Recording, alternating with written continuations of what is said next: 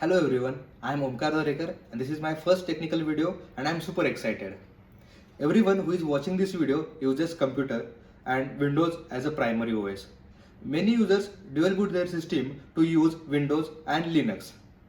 So, can we install multiple OS, that is more than 2 OS on single machine? Or do we need to buy multiple machines to install multiple OS? No, absolutely no. We can install multiple OS on single machine. To install multiple OS on single system, we use MBR partitioning or UEFI partitioning.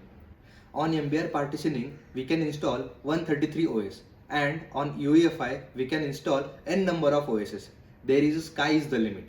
But remember one thing, it's all depends upon your size of your hard disk.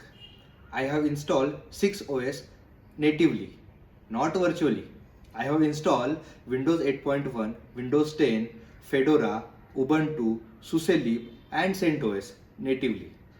I will show you installed OS on my laptop. Let's see the magic.